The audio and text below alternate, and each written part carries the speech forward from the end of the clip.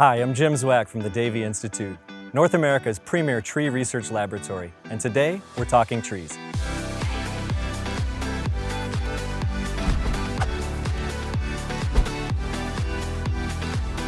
We've recently planted this Japanese maple and have been providing all the attention and care that it needs to thrive. But we took an important step even prior to planting, making sure we selected a healthy specimen from the nursery. To help explain how to select a healthy tree, I'm joined by Chelsea Abbott, Davey scientist and technical advisor. So Chelsea, where do we start? Thanks, Jim.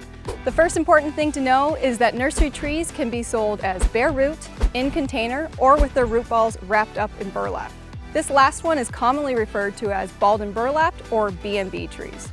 For this video, we're going to focus on the B&B variety, but a lot of the principles we talk about can be applied to the others as well. Balled and burlap stock tends to be for larger trees and shrubs. These are grown in the ground and removed with a tree spade, like this one. Then they're transported with burlap, wrapped in wire basket or secured with twine to protect the root ball.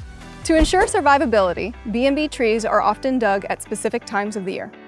So, you've arrived at the nursery and know the type of tree you're looking for. To make sure you select the healthiest specimen possible, you'll want to examine 3 areas of the tree. Let's start with the roots. The root flare is the area between the trunk and the roots, and the tree's roots emerge at the base of the root collar.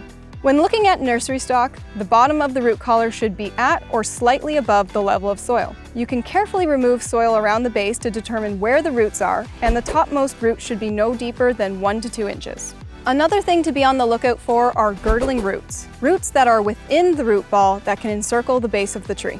Girdling roots can suffocate trees by cutting off the flow of food and water. Look for flat sides, examine the root itself, and be more cognizant with certain species, like maples. Let's move on to the trunk and branches. For most species, you'll want to look for a straight trunk with a strong central leader rather than codominant stems, or multiple trunks, that can often lead to problems down the road.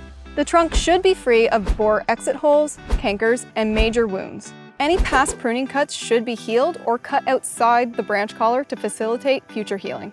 Avoid trees with included bark, or bark that has fused in the space between branch and trunk, as that creates a weaker attachment and once again leads to problems later.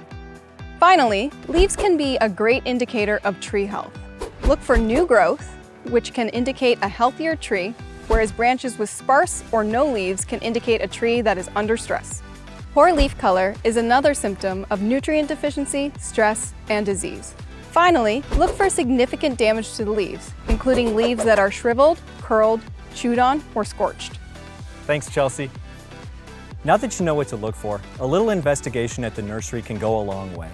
As always, if you have questions about tree selection or tree planting, contact your local professional arborist for an expert consultation. As always, thanks for talking trees.